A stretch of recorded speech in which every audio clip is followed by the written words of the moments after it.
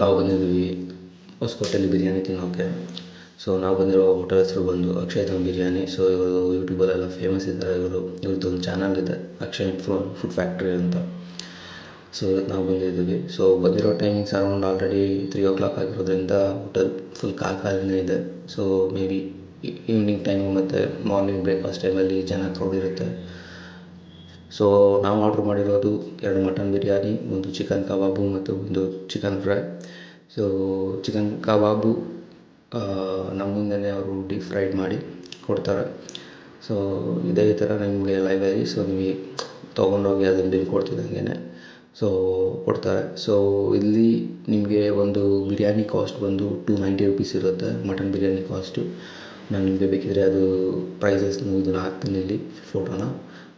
ಮತ್ತು ಚಿಕನ್ ಕಬಾಬು ಮತ್ತು chicken fry items ಏನಿದೆ ಸೊ ಅದು 150 rupees ಇರುತ್ತೆ. ಸೊ ನಾವಿವತ್ತು ಆರ್ಡ್ರ್ ಮಾಡಿರೋದು 2 ಮಟನ್ ಬಿರಿಯಾನಿ, 1 ಚಿಕನ್ ಕಬಾಬು ಮತ್ತು 1 ಚಿಕನ್ ಫ್ರೈ. ಸೊ ಒಂದು ಬೌಲಲ್ಲಿ ಚಿಕನ್ ಕಬಾಬನ್ನು ಹಾಕ್ಕೊಡ್ತಾರೆ. ಸೊ ಈ ಥರ. ಸೊ 150 rupees ಇದಕ್ಕೆ.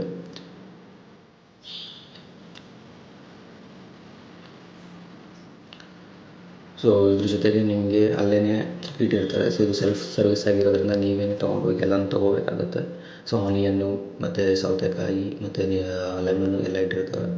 ಸೊ ಟೇಸ್ಟ್ ಮಾತ್ರ ಚೆನ್ನಾಗಿದೆ. ಸೊ ಕ್ವಾಂಟಿಟಿನೂ ಕೂಡ ಸಫಿಷಿಯೆಂಟಾಗಿ ಕೊಟ್ಟಿರ್ತಾರೆ. ಇಬ್ಬರೂ ಆರಾಮಾಗಿ ಶೇರ್ ಮಾಡಿಕೊಂಡು ಒಂದು ಪ್ಲೇಟ್ ತೊಗೊಂಡು ಶೇರ್ ಮಾಡಿಕೊಂಡು ಆರಾಮಾಗಿ ತಿನ್ಬೋದು ಬಿರಿಯಾನಿ ಜೊತೆಗೆ. ಸೊ ಈಗ ನಾವು ಮಟನ್ ಬಿರಿಯಾನಿ ಬಂದಿದೆ. So 2 mutton biryani. ಸೊ ಕ್ವಾಂಟಿಟಿನೂ ಕೂಡ ಸಫಿಷಿಯೆಂಟಾಗಿದೆ ಅಂತ ಕಾಣಿಸ್ತಾ ಇದೆ. ಸೊ ನೋಡೋಣ ಹೆಂಗಿರುತ್ತೆ ಅಂತ, ಒಬ್ಬರು ಆರಾಮಾಗಿ ತಿನ್ಬೋದಾ ಅಂತ.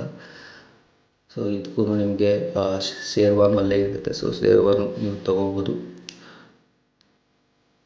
ಸೊ ನೋಡ್ತಿದ್ದಾಗಲೇ ಅನ್ನಿಸ್ತಿದೆ ನನಗೆ, ಅಂದರೆ ಬಂದಿರೋದು 3 o'clock ಅದರಿಂದ ಬಿರಿಯಾನಿ ಸ್ವಲ್ಪ ಆರೋಗಿದೆ. ಸೊ ಬಿಸಿ ಇಲ್ಲ. ಸೊ ಬಿಸಿ ಇದ್ದರೆ ಮೇ ಬಿ ಇನ್ನೂ ಚೆನ್ನಾಗಿರುತ್ತೆ ಅಂತ ಅನ್ಕೋತೀನಿ. ಸೊ ಈಗ ಟೇಸ್ಟ್ ನೋಡೋಣ ಯಾವ ಥರ ಇದೆ ಅಂತ. ಇವಾಗ ಪೀಸ್ ಕೂಡ ಅಷ್ಟೇ ಸಫಿಷಿಯೆಂಟ್ ಪೀಸಸ್ನ ಹಾಕಿದ್ದಾರೆ. ಅದ್ರ ಜೊತೆಗೆ ಸಣ್ಣ ಸಣ್ಣ ಪೀಸಸ್ಸು ಇದೆ. ಸೊ ಟೇಸ್ಟ್ ಕೂಡ ಚೆನ್ನಾಗೇ ಇದೆ. ಸೊ ಮೇ ಬಿ ನನಗೆ ಅನ್ನಿಸ್ತಾ ಇದೆ ಬಿಸಿ ಇದ್ದಿದ್ರೆ ಇನ್ನೂ ಚೆನ್ನಾಗಿರ್ತಿತ್ತು ಅಂತ. ಅದನ್ನು ಬಿಟ್ಟು ಟೇಸ್ಟ್ ಚೆನ್ನಾಗೇ ಇದೆ. ಸೊ ನಮ್ಮ ಚಿಕನ್ ಫ್ರೈನೂ ಬಂದಿದೆ. ಸೊ ಈ ಥರ ಇದೆ ಚಿಕನ್ ಫ್ರೈ.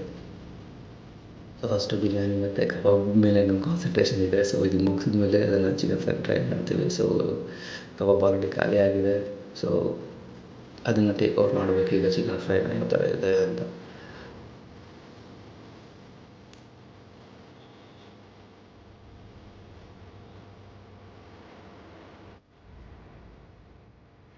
ಸೊ ಇದು ಚಿಕನ್ ಫ್ರೈ